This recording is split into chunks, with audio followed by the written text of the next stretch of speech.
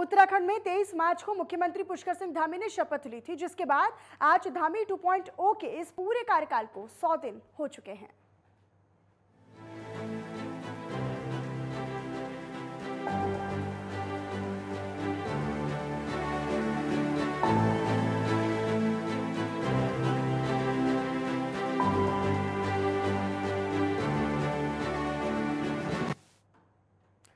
तो उत्तराखंड में 23 मार्च को मुख्यमंत्री पुष्कर सिंह धामी ने शपथ ली थी, जिसके बाद आज धामी 2.0 के इस कार्यकाल को 100 दिन पूरे हो गए हैं। हालांकि सरकार के गठन के बाद से ही ये साफ कर दिया गया था कि 100 दिन के कार्यकाल का रिपोर्ट कार्ड सरकार जनता के बीच जाकर रखेगी और इसके साथ ही सभी कैबिनेट मंत्रियों से उनके विभागों में इन 100 दिनों के अंदर किए गए कामों का रिपोर्ट कार्ड भी जांचेगी। मुख्य रूप से 100 दिन के कार्यकाल के दौरान मुख्यमंत्री ने न सिर्फ कई बड़ी योजनाएं शुरू की हैं, बल्कि तमाम ऐसे कई बड़े फैसले भी लिए हैं जिनका सीधा फायदा जनता को पहुंचा है। जहां एक तरफ धामी सरकार के इस 100 दिन के कार्यकाल को ऐतिहासिक फैसला लेने वाला कार्यकाल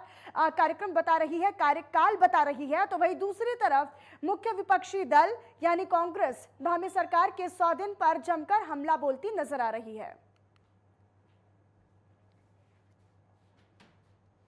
100 दिनों में हमने प्रयास किया है, हमने समर्पण, प्रयास और संकल्प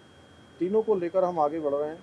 और इस आधार पर 2025 के लिए हमने सभी विभागों को योजना बनाने के लिए कहा है कि 100 दिनों में एक जो फाउंडेशन हमने तैयार की है, कुछ हमने फैसले लिए हैं जिसमें समान नागरिक संहिता पर हमने फैसला लिया है, 3 सिलेंडर मुफ्त में देने पर हमने फैसला लिया है, इसके साथ ही वृद्धावस्था पेंशन है, विकलांग पेंशन है और हमारी विधवा पेंशन है, तीनों पेंशनों को हमने बढ़ाया है। साथ ही पहले परिवार में एक पेंशन मिलती थी, अब दोनों को पेंशन देने के, दोनों बुजुर्ग दंपतियों को दोनों को पेंशन देने की व्यवस्था की है। ऐसे ही इसी प्रकार से भ्रष्टाचार जो हमारे यहाँ दीमक की तरह लग गया है, उत्तराखंड पूरा पारदर्शी हो। उत्तराखंड अगर भ्रष्टाचार मुक्त होगा तो निश्चित रूप से सभी में हमारी कार्य संस्कृति भी आएगी, कार्य व्यवहार भी आएगा और तेजी भी आएगी। तो इसके लिए हमने सरलीकरण, समाधान और निस्तारण की जो एक हमारा मंत्र है, उस मंत्र के आधार पर हम लोगों ने आगे बढ़ने का एक फाउंडेशन तैयार किया है। उसके आधार पर हम लगातार आगे बढ़ रहे हैं। पहला 100 दिन ये एक एक्शन प्लान बनाने का होता है और इन 100 दिनों में जो हमने संकल्प पत्र जनता के बीच में लेके गए थे, उस संकल्प पत्र को अपनी गीता मानते हुए उसका अंततः पालन के लिए सभी विभागों को निर्देश देने के बाद उन पर कार्रवाई की जा रही है, ताकि जो हमारे संकल्प थे जनता के साथ चुनाव में उनको पूरा कर सकें। कुल मिलाकर के 5 साल का एक प्लान बनाने की तैयारी कि आपका वर्किंग प्लान क्या होगा, किस वर्किंग प्लान पे आप चलेंगे, उसको तकरीबन सभी विभागों ने पूरा किया और उसके क्रियान्वयन को लेकर हम काम करेंगे। डबल इंजन पूरी तरीके से फेल है, केंद्र सरकार इनको मदद नहीं कर रही। 2000 करोड़ का घाटे का बजट प्रस्तुत किया गया, राज्य को 105 हजार करोड़ के कर्जे में डाल दिया, एक व्यक्ति प्रति व्यक्ति 95,000 के घाटे में है, कर्जे में है। तो ये हालात है, कोई बड़ा काम नहीं दिखता। जहां तिवारी जी, हरीश रावत जी इत्यादि के समय के बड़े काम, खंडूरी जी के टाइम के बड़े काम, लेकिन इधर 5 सालों में तो कोई काम नहीं दिखाई दे रहा। केवल वादे करना और घोषणाएं करने से कोई विकास नहीं होता, कोई उसमें नंबर नहीं दिया जा सकता। अब देखिए ना, हर सरकार का एक रोड मैप, एक विजन दृष्टि होती है 5 साल के लिए, और ये 100 दिन जो है वो उस जो लक्ष्य है, जो दृष्टि है, जो संकल्प है, उसकी छाप छोड़ती है। ये 100 दिन छाप छोड़ेंगे, लेकिन कहीं नहीं दिखाई दे रहा है कि जो प्रचंड बहुमत की सरकार है वह कहीं पर भी उस विजन को धरातल पर उतार पाई हो। माननीय मुख्यमंत्री श्री पुष्कर सिंह धामी जी के नेतृत्व में प्रदेश सरकार के 100 दिन अपने आप में ऐतिहासिक उपलब्धियों के दिन हैं। इनमें जो हमने जनता के साथ वादे किए थे उनको एक के बाद एक करके पूरा किया जा रहा है। तो धामी 2.0 सरकार के 100 दिन का कार्यकाल पूरा हो चुका है और इसे एक तरफ ऐतिहासिक फैसले लेने वाला कार्यकाल बीजेपी लगातार बता रही है। और हमारे सहयोगी ज्ञानेंद्र तिवारी हमारे साथ देहरादून से लाइव जुड़ चुके हैं। ज्ञानेंद्र, देखिए, सीएम धामी के जब 2.0 सरकार दोबारा से सत्ता वापसी हुई तब 100 दिन के कार्यकाल पूरे हो चुके हैं और ऐसे 100 दिन के कार्यकाल में ऐसे तमाम फैसले लिए गए जिनका सीधा फायदा जनता को पहुंचा है।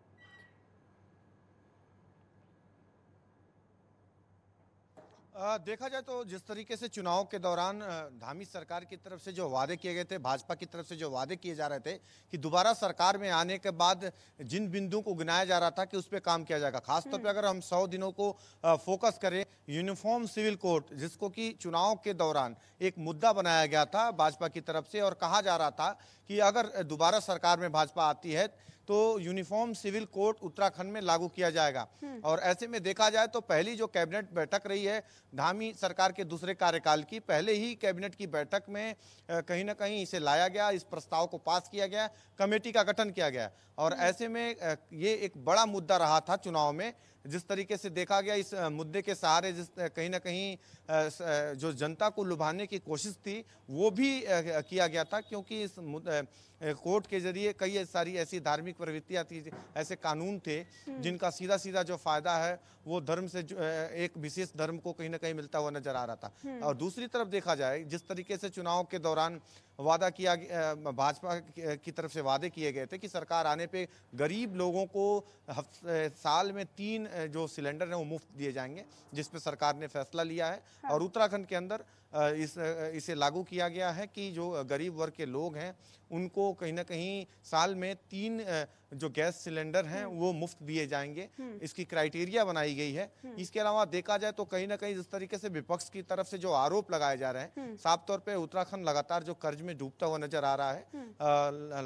लाखों हजार के जो कर्ज हैं वो उत्तराखंड में पिछले 21-22 सालों में हो चुके हैं। खासतौर पे देखा जाए तो लगातार कोशिशें रही हैं सरकारों की कि जो खर्चे हैं वो कम किए जाए। मौजूदा सरकार भी कोशिश कर रही है इस पे, और कहीं ना कहीं जो 100 दिनों का जो लक्ष्य रखा था सरकार ने उस ओर काम करने पे विशेष तौर पे जोर दिया है। हालांकि समय भी विभिन्न चीजों पे सरकार की लगी है, क्योंकि उपचुनाव में मुख्यमंत्री गए थे, उपचुनाव में काफी समय लगा। और ऐसे में लाभ की बात करते हैं तो वो तो ठीक है, चलिए लोगों को बहुत लाभ मिला, लेकिन आने वाले वक्त में इसके तहत आने वाले वक्त में सरकार के लिए बहुत सारे चैलेंजेस भी हैं, बहुत बड़ी चुनौतियां भी हैं कि आखिरकार उत्तराखंड को जिस कर्ज की आप जिक्र भी कर रहे हैं उस कर्ज से उभारना और उत्तराखंड राज्य को सरप्लस में ले जाना, वो एक बहुत बड़ा चैलेंज है।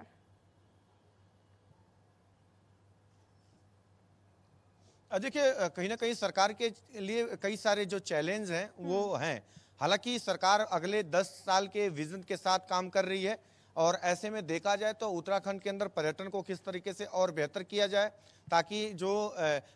अन्य राज्यों से जो लोग आ रहे हैं, देश विदेश से भी लोग जो पर्यटक आ रहे हैं, श्रद्धालु आ रहे हैं, वो ज़्यादातर आकर्षित हों उत्तराखंड में, उनको बेहतर सुविधाएं मुहैया कराया जा सके, चाहे चारधाम क्षेत्र हो या फिर ऐसे पर्यटक स्थल हो उनमें, और उनको विकसित करने की जो योजना है वो किया जा रहा है। नए पर्यटक स्थलों को भी विकसित करने पे काम किया जा रहा है। ये एक चुनौती रहेगी कि इसे किस प्रकार से सरकार करती है। दूसरी तरफ अभी भी पहाड़ों में स्वास्थ्य और शिक्षा व्यवस्थाएं जो हैं उतनी बेहतर नहीं है कि जितना कि 21-22 सालों में किसी राज्य में हो जानी चाहिए थी। हालांकि ये कहा जाता है कि उत्तराखंड पहाड़ी राज्य है, दुर्गम क्षेत्र होने के नाते तमाम सुविधाएं पहुंचाए जाने में दिक्कतें और कई तरह की कठिनाइयां होती हैं, लेकिन कहीं ना कहीं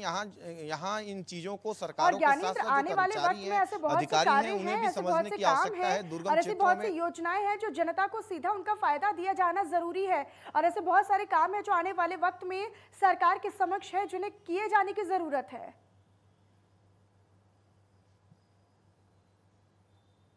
बिल्कुल, जिस तरीके से जो योजनाएं हैं धरातल पे उनका कहीं ना कहीं बेहतर तरीके से संचालन हो, सारे जो योजनाएं जिन व्यक्तियों तक है उन व्यक्तियों तक पहुंचे और अच्छे से मॉनिटरिंग करें। सरकार की तरफ से जो योजनाएं चलाई जा रही हैं अधिकारी उसे अच्छे से फॉलो कराएं और कहीं ना कहीं समय समय पे उसका अध्ययन किया जाए और जनता को उसका पूरा फायदा मिले, इस बात पे विशेष तौर पे फोकस करने की आवश्यकता है। और सरकार का जो लक्ष्य है इसको लेके ही है, और कहीं ना कहीं जो पलायन है और रोजगार की उपलब्धता को विशेष तौर पे फोकस सरकार रखने वाली है अगले 10 सालों में, और इन चीजों पे ही काम करने की आवश्यकताएं भी हैं ताकि स्वास्थ्य शिक्षा के साथ साथ जो है पलायन रुक सके और लोग जो हैं अपने ही घर में यानी कि पहाड़ों में ही रोजगार के माध्यम से वहां रह सकें और पलायन पे विराम लग सके। ये एक जो मुख्य मुद्दे हैं उत्तराखंड के उनमें आते हैं, और कहीं ना कहीं इस पे विशेष तौर पे सरकार कोशिशें कर रही है। जो लोग हैं, जो कर्मचारी हैं, आम लोग हैं, उन्हें भी कहीं ना कहीं स्वरोजगार की तरफ जोड़ा जा जा रहा है हुआ है, ताकि लोग कार्यकाल वहां के रुक 100 दिन सके। पूरे हुए हैं और इस बीच भी कई बड़े ऐतिहासिक फैसले लिए गए हैं। और तभी तो सीएम पुष्कर सिंह धामी ने जब संबोधन में इन तमाम बातों का जिक्र किया तो कहीं ना कहीं वो सकारात्मकता नजर आई। ठीक ज्ञानेंद्र, बहुत धन्यवाद आपका इस तमाम जानकारी और अपडेट के लिए।